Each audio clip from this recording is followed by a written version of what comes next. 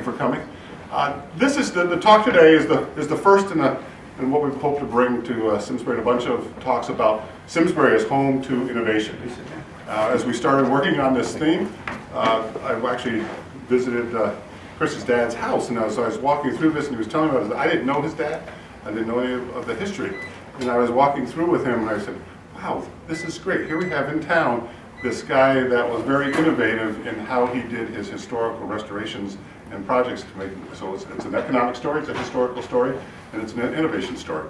So we greatly appreciate having Chris, and Chris is actually a member of our board of directors, so we gained him this year, and we gained his talk, so we appreciate him being here.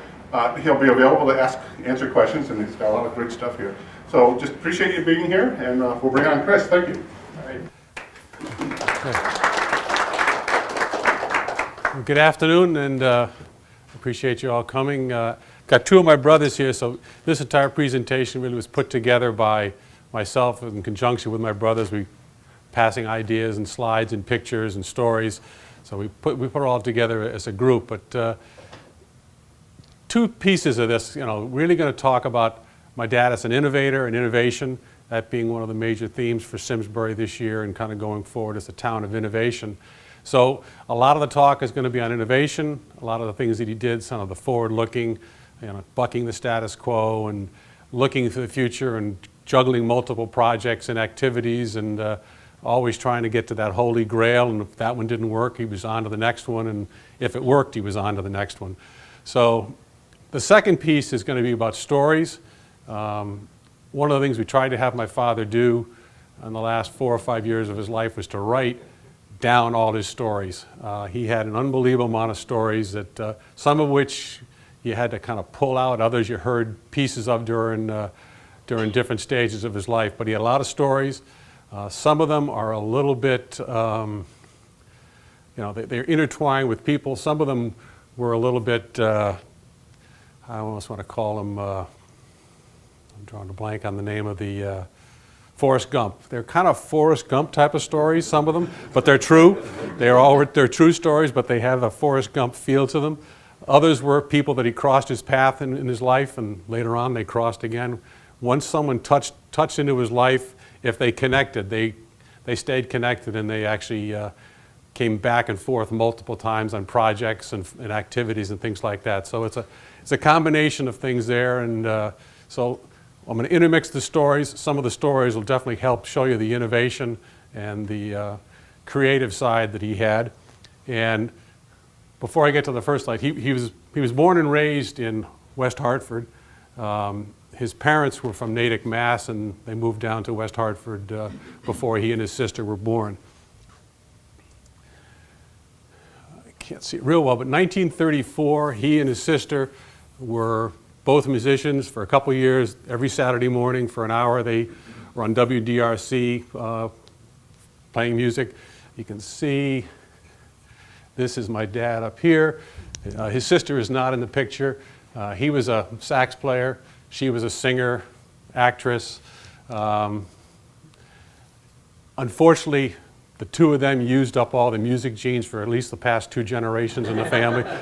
There's no one in our family who's got a hint of that today. But he was very talented at that, and at age 12, 13, he was on every week on WDRC.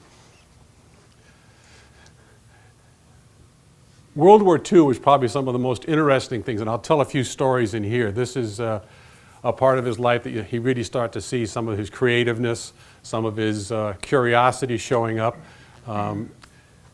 He was in the Air Force, 5th Command, and at that time, most of the people shipped out to Sydney, Australia. That's where everyone went, and then from there they were dispersed into the Pacific Theater into different places. He got to Sydney. No surprise to us looking back at it now, but he actually brought his saxophone mouthpiece with him. That was always with him. He got there, the first time he had a chance to get off the base and go on leave, he found a jazz club.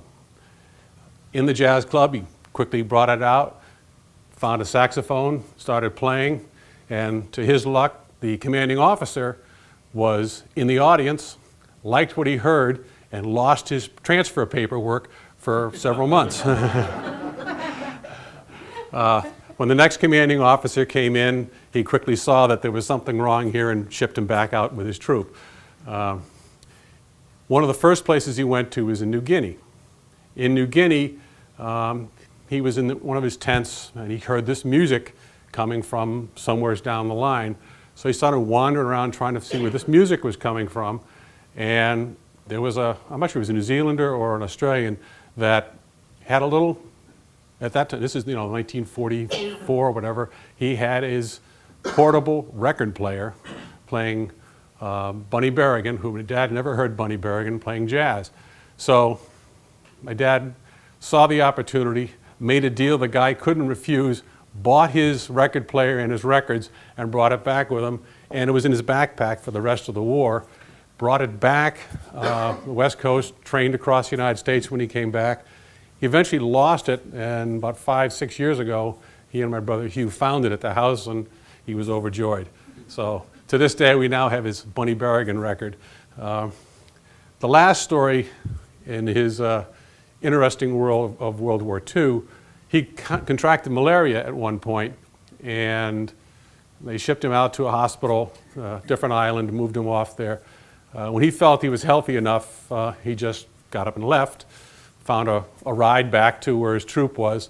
En route back, the ship stopped in the Philippines and picked up the surviving members of the Bataan Death March. So it's a little bit of Forrest Gump there, that's an interesting time in the world, and those people really suffered horrendously.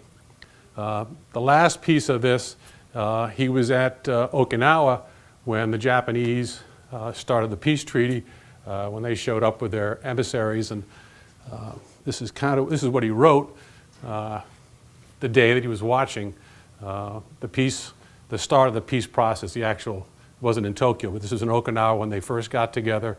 They started passing the flags and doing things, but this was his view of what was going on in Okinawa at the time. So it's interesting that he documented it. It was kind of a cool thing. And once again, this is another kind of a Forrest Gump moment, that a big piece of world history, and he was there.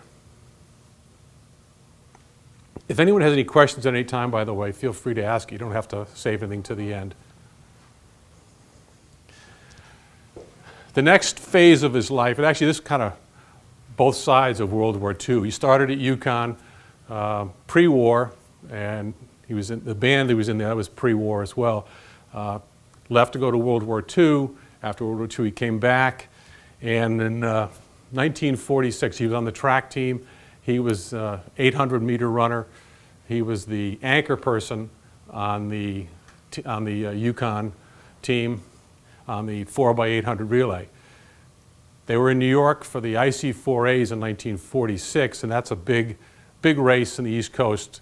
Unfortunately, UConn at that point was competing against Army and Navy. In 1946, they were more than stacked because they had every single person that had any really athletic talent in all their sports. That's when their football teams, but their track team was similar. They were just loaded. So on the indoor track at Old Madison Square Garden, it's smaller than the outdoor tracks, a lot more laps than you would do on an outdoor track. So the gun goes off, they start running. UConn is multiple laps behind by the time my dad gets the baton, takes off, he's flying around the track, and whoever was keeping track of laps for Madison Square Garden lost one lap. So they gave him the flag saying you got one lap to go when he really had two. But so he finished, and because of that, he has the unofficial fastest 800 meters in the old Madison Square Garden. And since the old Madison Square Garden has been demolished, it stands forever. The other thing that was interesting here is that said he started undergraduate, came back after the war, and he and at least one other person named Bill Moeller, there might have been more, but the two of them found a loophole in the UConn law school. At that time, I'm not sure how it was written, but he was actually able to get into the law school, start law classes while he was still an undergraduate at UConn. So he had 2 years, almost 2 years complete at law school, and he just graduated from UConn. After he and Mr. Moeller exploited this loophole, they closed it down so that it never could happen again. But he was, at this point, he'd put enough time in between the war and college and schools. He wanted to move on and do something. So that was kind of another little, he always was looking for an edge on something, and that was one of the things he did. But during this time, during the summers and things, he'd work at Pratt & Whitney, and he also worked as a lifeguard in West Hartford. After he got out, he and his sister, once again, they were very much into the arts and music, and they were on, she was in 6 or 7 different Simsbury Light Opera performances, and if you look back now, the outfits and the performances they gave there were pretty amazing. This is one of the, it's actually a better picture of it here, but he and his sister were on one of the program fronts, and he was the lead in Trial by Jury. And once again, we call it a Charlie moment. He was in the chorus for the Mikado, but he was the backup for the lead in the Mikado. And the one night they recorded the entire show in audio for the Mikado, the lead wasn't there, so my dad was the singer that was recorded. So, but it's interesting, this is kind of the first time you start to see, I mentioned Bill Moeller before, you'll hear his name again, but on this, Freddie Houghton and Ray Nagy were 2 people that were active in the Simsbury Light Opera, and they will come into play very shortly after this because they were 2 of the original partners in Simsbury Town. So once he got to know someone, he kind of brought it in. If he was comfortable with them, he started to do things with them, and that's one of the first cases where you start to see him doing that. Parents were married in 1950, and they started building a house in Granby in 1951. They chose Granby because, being from West Hartford, you couldn't afford to live in West Hartford being a young person. And it's somewhat similar to what you see in Simsbury now. You can't, coming out of school, they can't afford to live here. Maybe in an apartment, but they can't be in a house. So they moved to Granby. They built this house. It was his first attempt at building something. It was a little rougher than some of the buildings he did later on, but it was a good house, and it still stands up on Simsbury Road, about a mile and a half into Granby. While he was there, he started, Bob Flynn was a longtime friend, Bob August was a law partner, and Bill Pease was another friend. They started buying commercial properties, fixing them up, renovating, and flipping them. So in 1955, he figured out flipping buildings was a way to make money. You didn't make a lot of money, you make $1,000 or $2,000, but you did a couple of those, and that was a lot of money back then, and you can use that for the next deal. So that was where he started doing, deal upon deal upon deal to build up the cash to go to the next step. He was also a judge in Granby. He was practicing law at this point, but he was a judge in Granby. Granby was a lot different than it is now. One of the big cases that he had in Granby was they had a cockfighting ring in Granby that basically the Roosters, it was a big gambling ring, and the people would come out of the hills in Granby and they would have these big cockfightings. Well, the state police busted them. They brought them all into court, and well, the birds are extremely expensive. The cages that they came in, they're gold inlaid, silver, they're just really expensive, and that's where their money was. So he had no choice. He ruled that they had to put the birds to death. They couldn't keep them. They were illegal. But he told the police to stack all the cages outside the police station, and the next morning they were all gone. So he didn't feel that, he thought they'd been punished enough, let them take their cages and go back, and he knew they'd probably start it again, but he was off the hook on that. The second picture, he was admitted to practice before the Supreme Court in 1963. He's in his best Mr. Smith Goes to Washington, and my mother's doing her Jackie O look.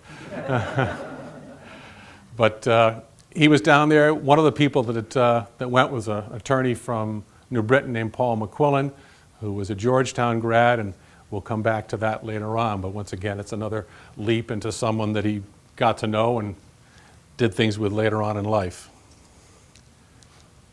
1957, this is his second office. He had a first office he had at the Simsbury Bank and Trust office, but this was the first one he owned. This was with the partnership of Simsbury. This is the start of Simsbury Town. And as you notice here, there is no post office. That's the rectory at St. Mary's that you see, so it's an open spot, but this wound up being his first office. You know, after he moved out, Dr. Hampton, who was father of our state rep, and Dr. Bonamano moved in there. It's now the Starbucks. The interesting thing he had with law offices, I think he had 9 or 10 law offices, physical locations in his life. His philosophy on the law office was you take the best spot, kind of advertise it, you know, let people see that it's there, and the first person that'll pay the high rent, he'll move out and he'll take the high rent and he'll go somewhere else. So, but this was a very, very old building, and you can see this, the top piece is him walking in, and not atypical wallpaper over beautiful old woodwork and things in these old houses. It just was, it's amazing. And the bottom halves are two of the, this is the porch area, and that's what they finished into one of the conference rooms. But it was dramatically changed, and that was his first real foray into historic buildings being renovated and fixed. The far southern part of the property was the Titus Barber House, and it has supposedly the oldest existing room in Simsbury, not building, but room. It's a very, very old building, and it became the southern buffer to the Simsbury town. And if you notice, this was before the elm blight hit Simsbury and wiped all the trees out. There were still some here. So those were the two focal points, or two end points. Chris, that last one, is that Hurley's building? No, it's now the Berkshire Hathaway. Okay, got it. That was also a building he had an office in at one point, so that was another one, and he moved out when he got Burritt Mutual to come in and pay a better rent.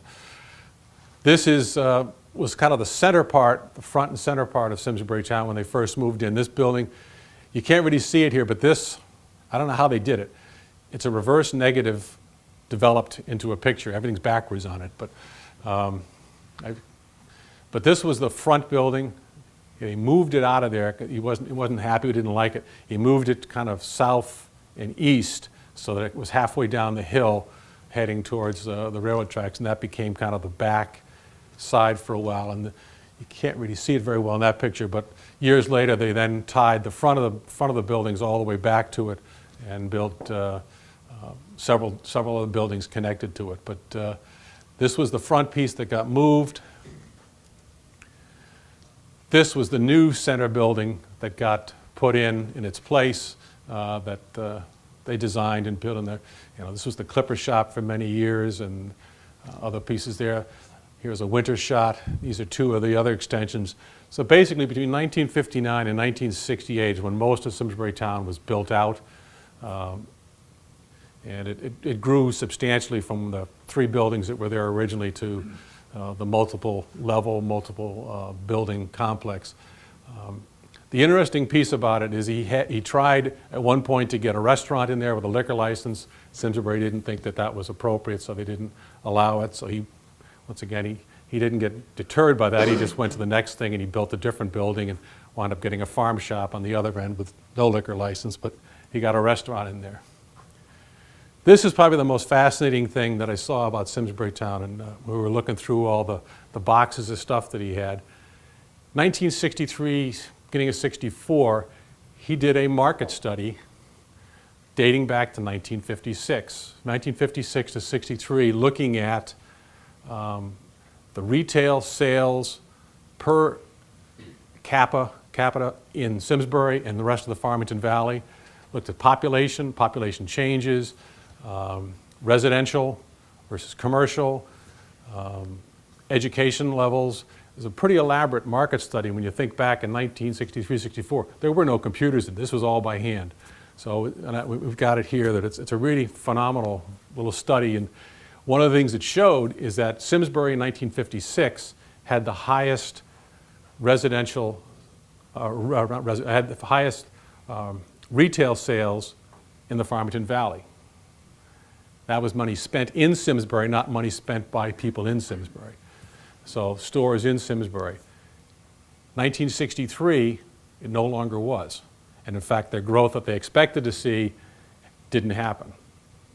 And showing that in here, one of the things that they saw was that the Simsbury was heavily looking at open space.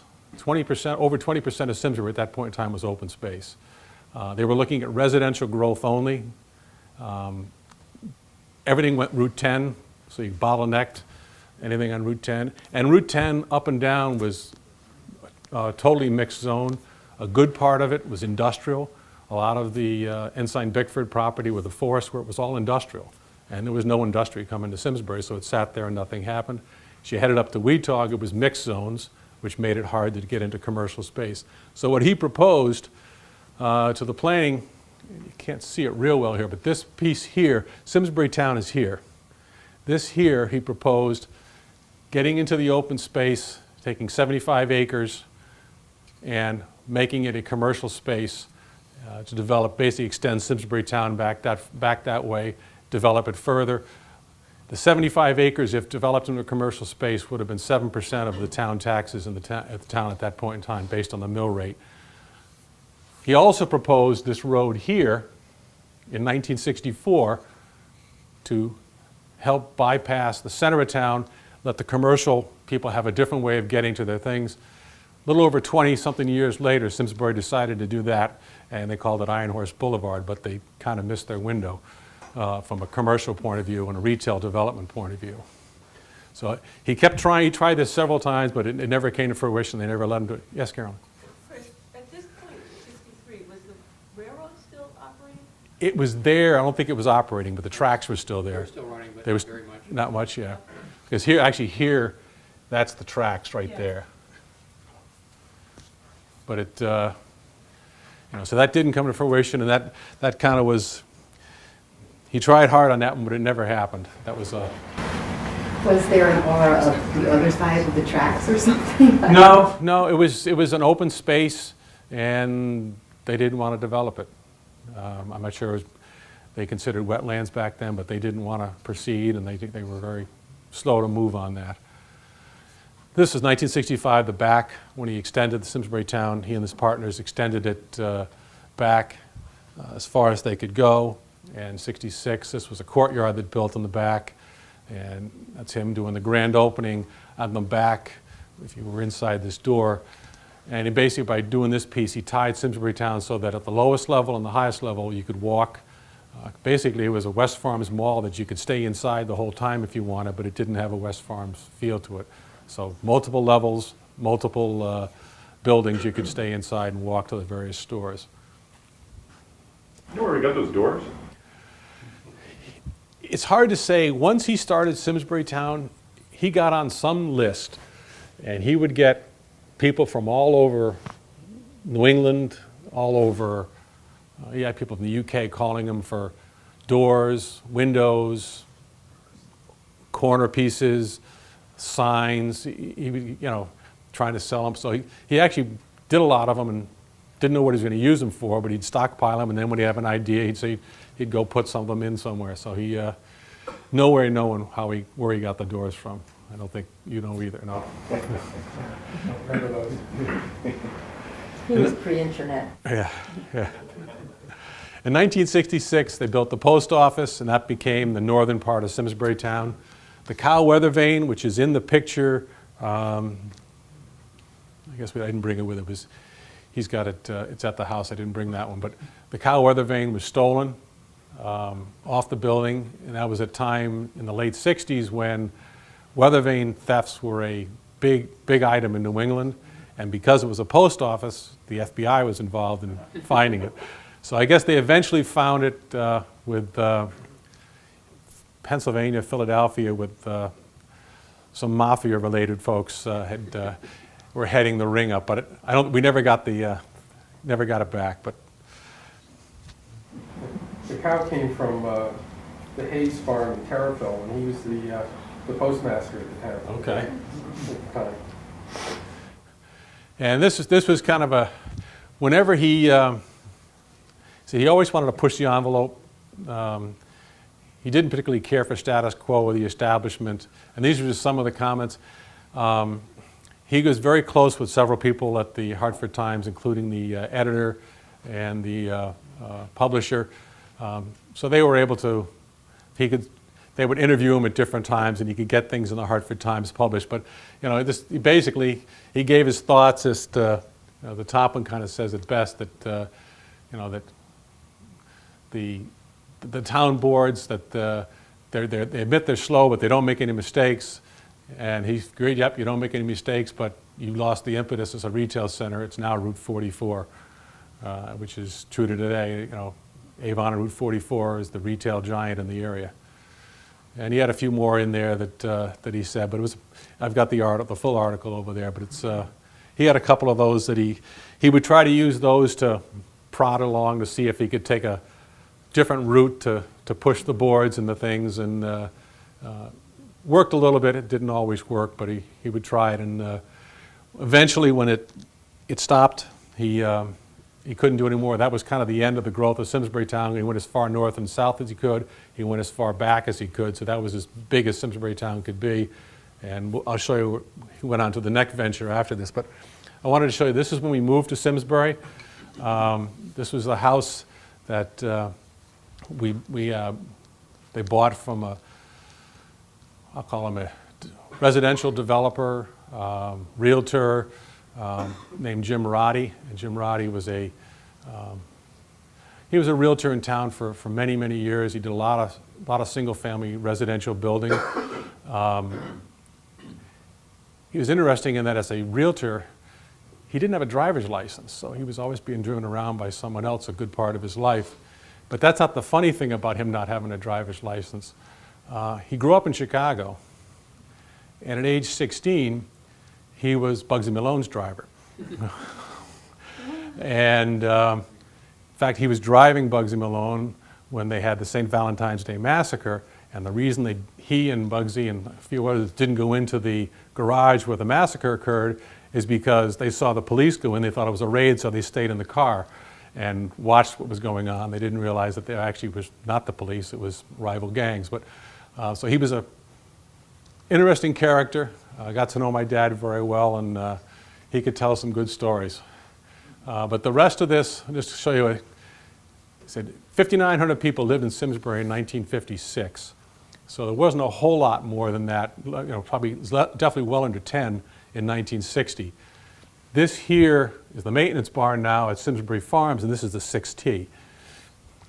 If you come over here, we've got the Kiley house, where Carolyn, who was our town clerk in Simsbury, grew up. Here was the Holloways. And the Holloways, they're now third generation with the Holloways store and complex down in the northern part of town. Up here we've got the Wades, and they're a second generation at this point Democratic power brokers in the state of Connecticut. This one wasn't built yet, but it got built very shortly after this picture, a family by the name of Geitz.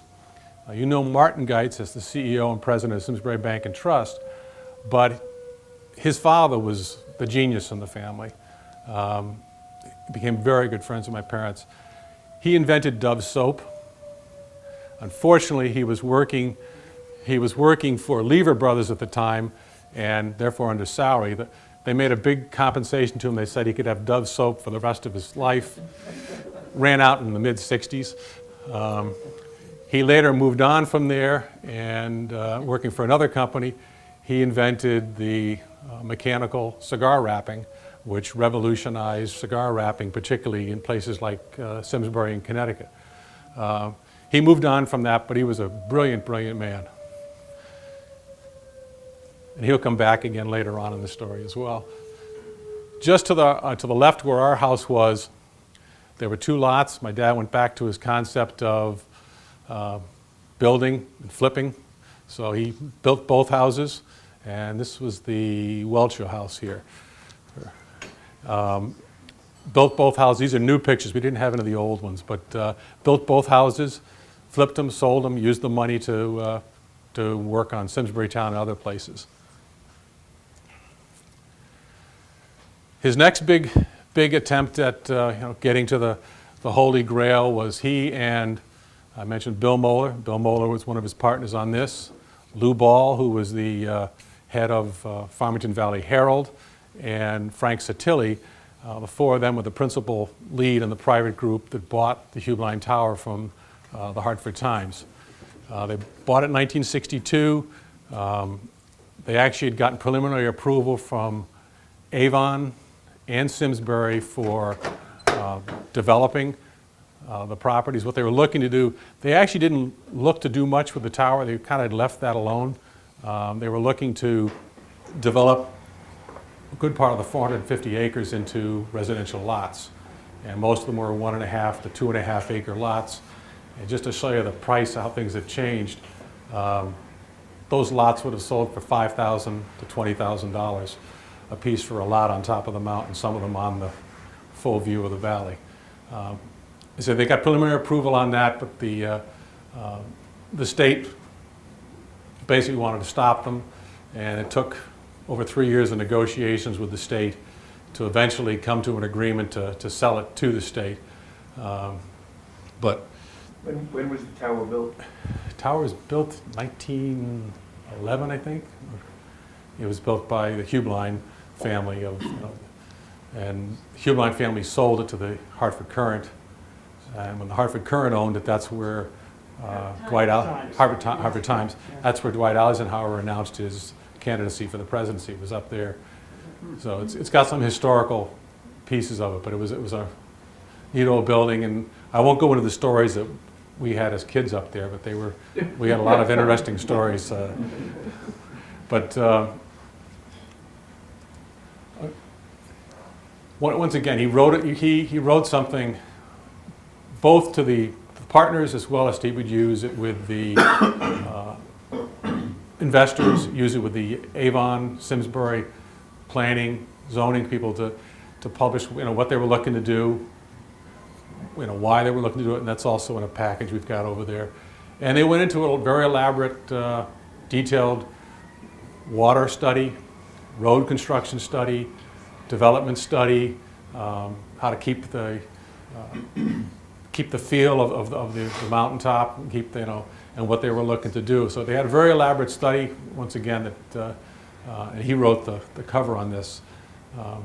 But it was an interesting read going through what they were trying to do at the time. And this is just a few pictures. This here was the garage and shed. When the state took it over, they knocked down the top of the building. I think they've been looking to try to rebuild it, but they knocked it down. There was a shed to the side of that they knocked down. And this here, the only reason this is here is my brother Hugh was telling us a story about it, that it's still there. It's the old fire wagon that they would use. And we pulled in there one day, and there was someone, vandal, who had looted. He was running down the street with this in tow behind him. And as my brother Hugh said, it's the only time he ever heard my dad swear. He jumped out of the car, went after the guy, and the guy got scared watching this madman screaming at him, and he just dropped it and left it behind. So it's still there, and he saved that. But at the end, there was quite a bit of damage being done by vandals and looters, and I know that they wound up cutting the cables to the, at that point, I think it was the first Otis elevator in the state of Connecticut, one of the oldest. They cut the cables, and the state of Connecticut decided we don't need to put it back, and they put in ramps going up and basically wiped it out. But that was one of the nice features of it, was the old elevator. At the same time, because he was always doing different ventures, he needed a bank to go to. So he and 6 or 7 friends founded a bank. It was the first national bank in Connecticut. Most of the banks in Connecticut are state banks, they're not national, but it was the first national bank founded in Connecticut since 1927.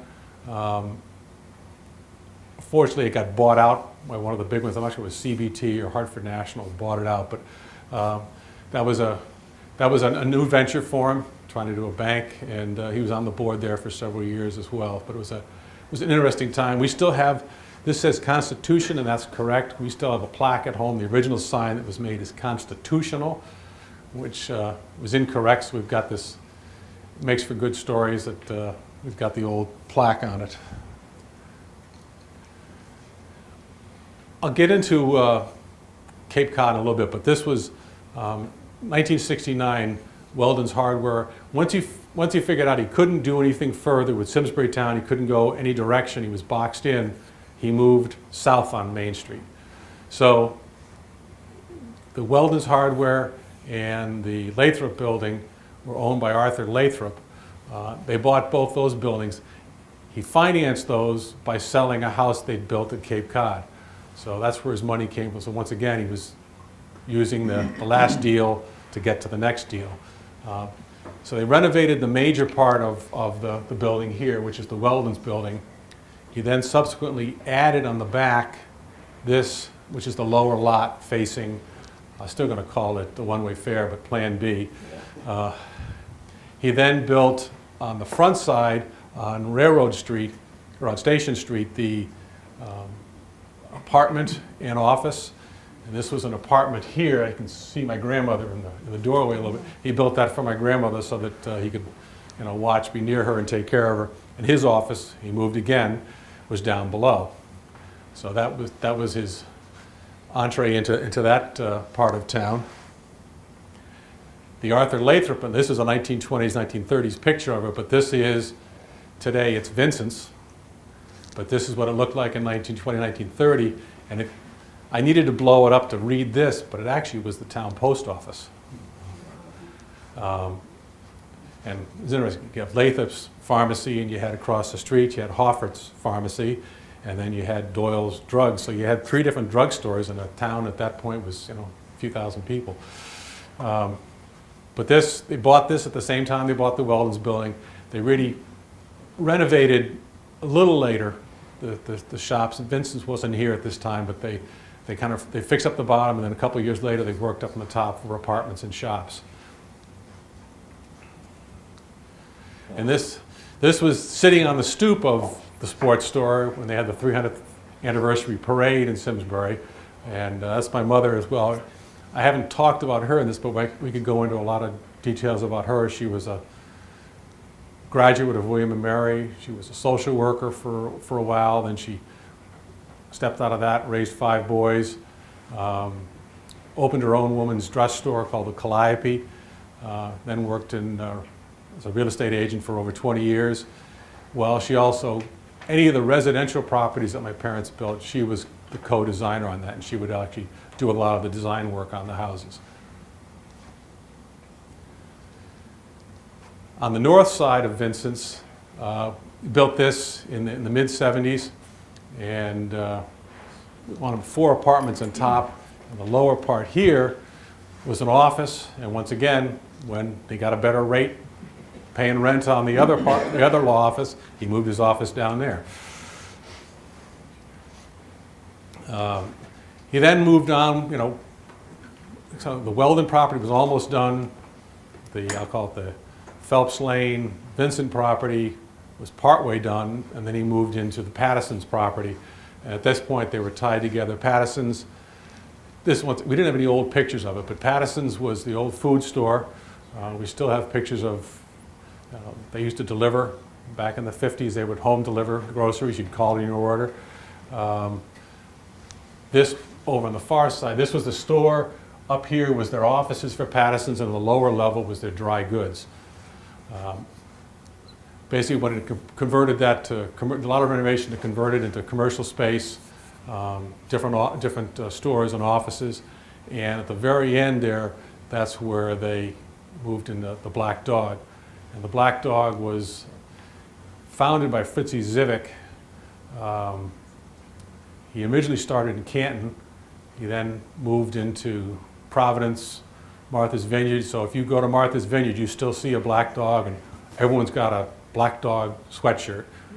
That was Fritzie Zivik. And he moved in here. So he had 5 or 6. This was like the 6th, I think, restaurant that he owned. The interesting thing with Fritzy is his father was the welterweight champion of the world in the 1940s. And if you look at some of the old movies, the movie with Robert De Niro, Raging Bull, one of the big fights in the Raging Bull was against Fritzy Zivic's dad. But the big piece, and there's a better picture, this is the negative, but there's a better picture of it up front here if you want to see it.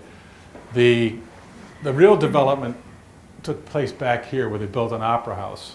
And it was called an opera house, but it really was for jazz. It was his opportunity to, once again, get back into jazz, both to have people come in and play, and he knew that if people came in and played, since he owned it, he could play with them. So, and the first group that he had in there was Count Basie.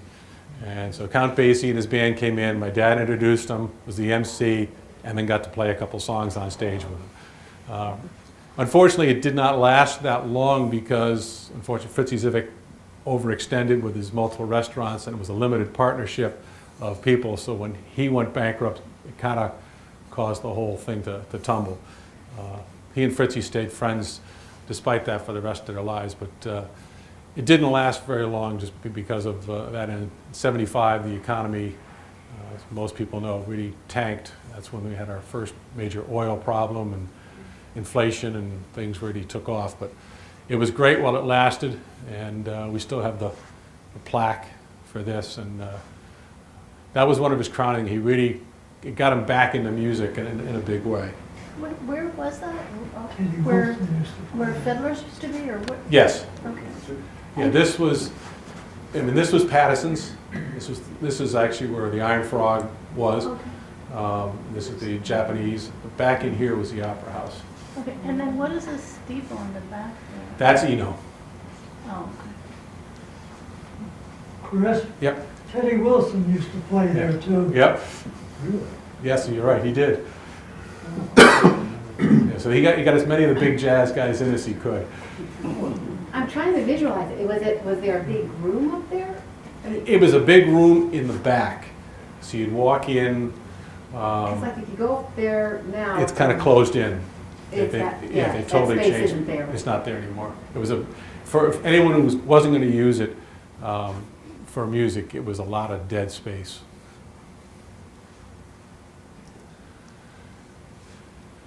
Avon, just to give you an idea of some of the other shopping plazas that he did influence, Old Avon Village was developed by Bob August. Bob August was one of the first people that he worked with. When I go back to Granby when he was flipping places, Bob was one of his first people he did that with. He was an early law partner, so Bob learned because of Simsbury Town, he started developing Avon. And Suffield Center, which was developed in the 70s, he was the consultant on the construction and design of Suffield Village. My parents, they were doing all these old buildings, renovating, fixing up from a commercial side, but they never lived in an old place. Everything was brand new. New house in Granby, new house in Simsbury. So in 1971, they moved into an old house in Suffield right on Main Street. It was built for the first Newgate prison warden. And actually, the story goes, and correct me if I'm wrong, they actually the house was cut in half and moved to another location. So this was half of the house that was left. It must have been absolutely immense for the warden. Because that was their first foray into actually living and renovating an old building, old historic building. While he was up there, Bob Geitz, remember he was the inventor, he moved on from his own company to become president of Springfield Technical Community College and really kind of changed the direction of the school. And while he was there, he hired my dad as a professor of business law for a few years. So my dad became a teacher. He was not particularly enamored with it because he said none of the kids would ask questions. So he was not particularly happy just getting up and talking for an hour. That's actually shocking. Yes, it is.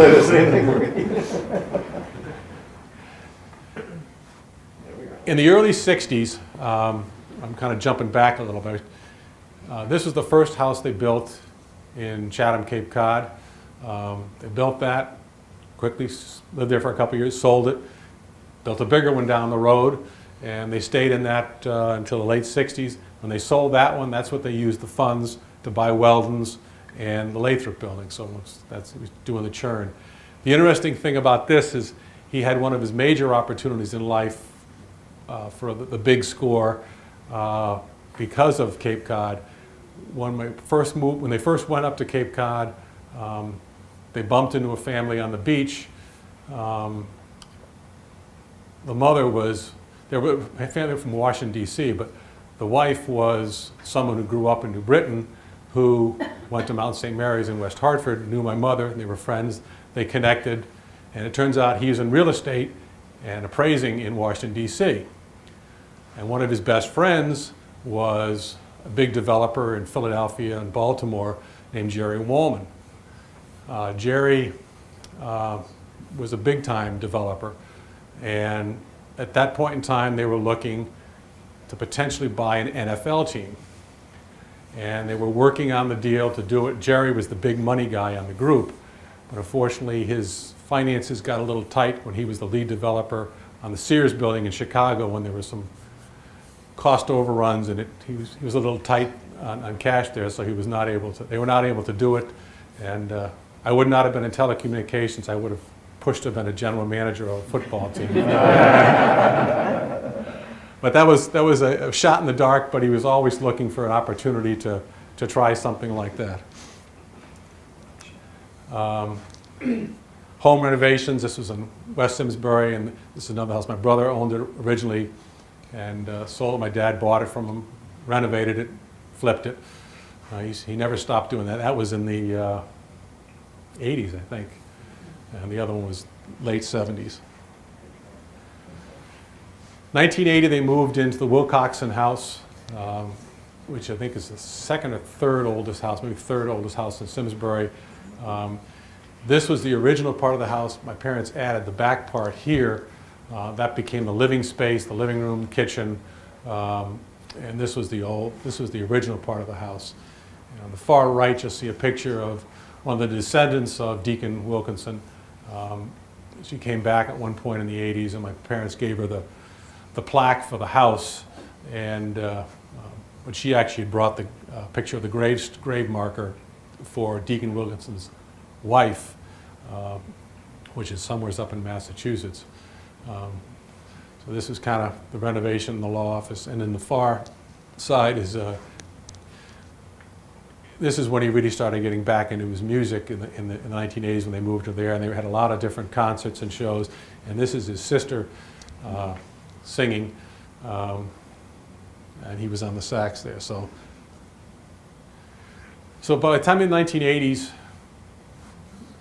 1970 to 2000, but really mid 1980s through 2000, he really got back into his music big time, and he played with Eddie Jones here, was a longtime bass player with Count Basie, and after many years of being with Count Basie, he realized he couldn't make a living at it. One of the top jazz bands in the country, and you couldn't make a living as a musician in it. So he actually wound up coming back to the area. I think he lived in Bloomfield, but he wound up being a vice president at Cigna, and good friend of my father. Whenever he would go to play with my father, his wife would sit in the back seat, and his bass was in the front seat because that was the safest spot.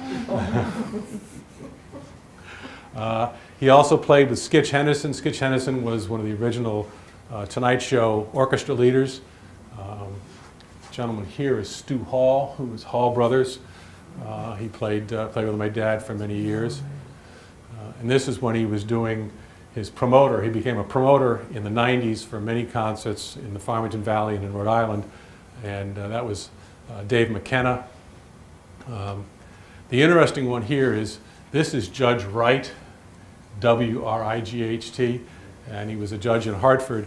The band was Judge Wright and the Four Wrongs, and they did a lot of gigs. And they, in 1997, Katharine Hepburn invited them to come down to play at her 90th birthday down in Old Saybrook. So they performed down there, and she was extremely happy with the sound and the band.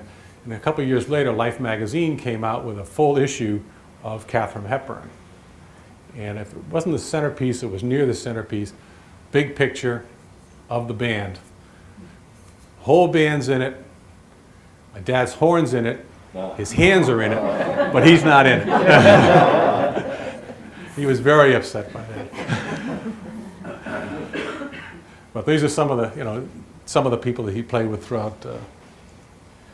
And these are some of the festivals that he had. He'd have some in Avon, some in Watch Hill, and we've got Art Chenard, who's a co-producer of this, and Art is here today. It's interesting. Art played at my brother's wedding. His band played in the mid-'70s, and then he and my dad connected years later, and with both the music.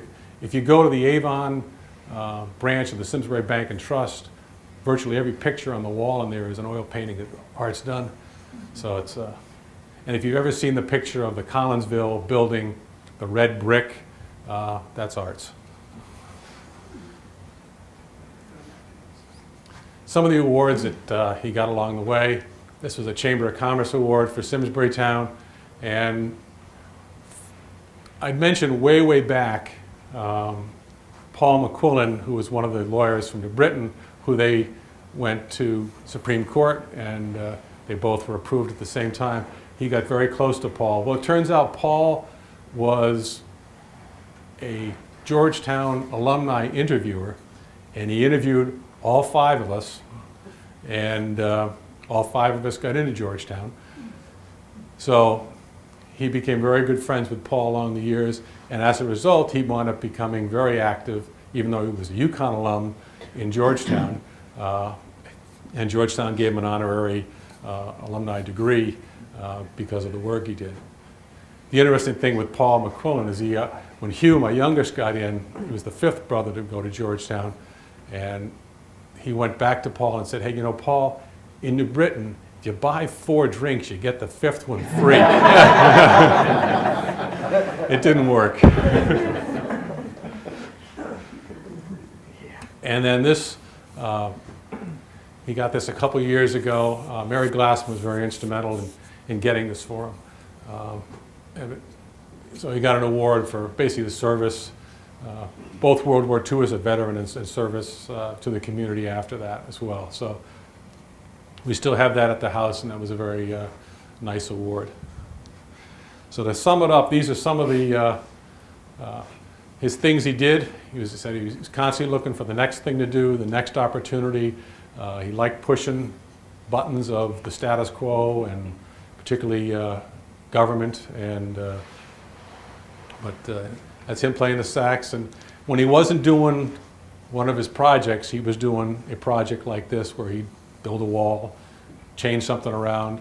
The big joke was he had a nice convertible, and he used to buy trees here, stand them up in his convertible, put the top down, and drive them down to Watch Hill to plant them. So he was very interesting. But these are some of the things that we like to consider that he did, and he was an innovator in music, innovator in business, and an innovator in a lot of different ways. And a lot of these things he didn't talk about. We just sort of had to find out along the way. And it's one of the nice things we've done the last year, almost a year, where my brothers and I have had the opportunity to share ideas and stories and pictures and things, and kind of piece some things together. And it's been very helpful and a lot of fun.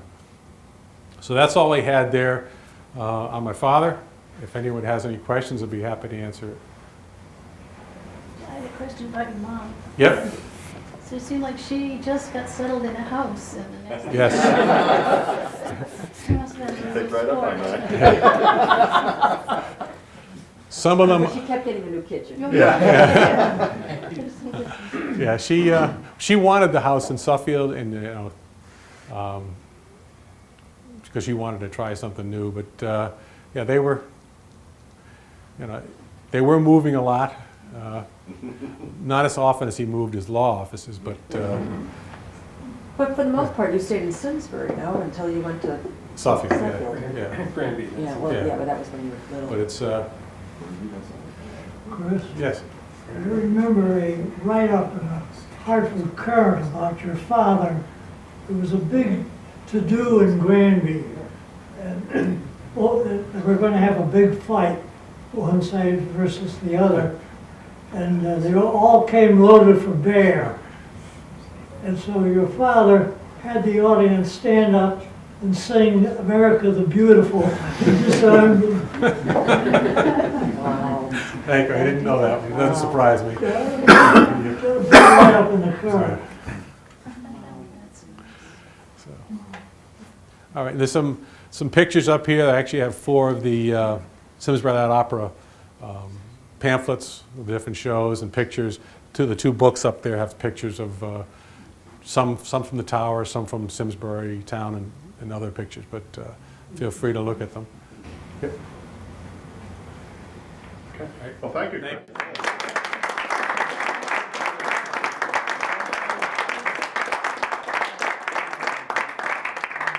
If you'd been around a century earlier, you'd be living in downtown Riceville. Because you pretty much redeveloped all of downtown Simsbury. Yeah. It's pretty incredible. Actually, today we have Dr. Kaplan here and his wife, who are the current owners of Fiddler's Green. Oh. So we got a present developer there as well, because he's the one that developed it after your dad. Yeah. So, well, thank you very much. It was a great story. He is a real true Renaissance man, his dad. It was an incredible story. And I was glad I got to share He's a this. nice guy. Hey, you want to introduce the rest of the family here? Yeah. Got my brother Steve, my brother Hugh, Steve's wife Marie, my wife Peg, Mackenzie, and Megan, And one, and my one, cousin Bob Fix in the middle of that. and one son is, one of the sons is in Minnesota and the other's in New Hampshire. Right. Yeah. St. Paul was a long trip, but I'm sure you'd like it. Yeah. Well, thanks. We do have some food in the back. If you'd like to move your reception back there. All right. And you can continue to talk. Funding for Simsbury Community Television is provided in part by contributions from viewers like you. Thank you.